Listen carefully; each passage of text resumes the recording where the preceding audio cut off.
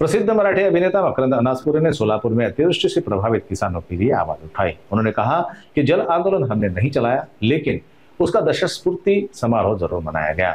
उन्होंने सरकार से अपील की कि इस बार भारी बारिश से खड़ी फसलें डूब गई, ऐसे में किसानों को तुरंत और अधिकतम मदद मिळली चाहिए। मला असं वाटतं की समाज तुटू नये, समाज तुटला तर त्यातून अराजक निर्माण होतं, एवढंच मला वाटतं की आपण भावंडांसारखे राहतो, एक समाज म्हणून राहतो।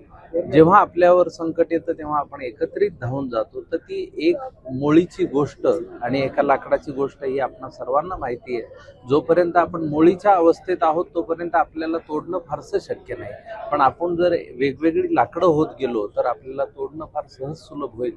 माझी एकच कळकळीची विनंती आहे की हा एकोपा जी गावकी भावकी आपली एकत्र होती ती तशीच टिकून राहावी असं फार मनापासून।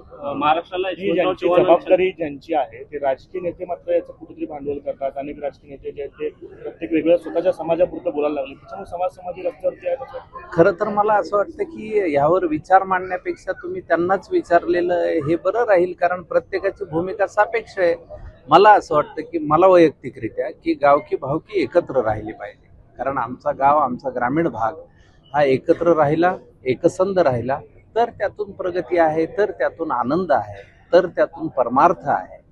तर त्यामुळे आणि आपण राजकीय लोकांना सल्ले द्यावेत एवढे काही आपण मोठे नाहीत आणि आपण त्या क्षेत्रातलेही नाही। त्यामुळे तुमची जी भावना आहे नागरिक म्हणून तीच माझीही भावना आहे।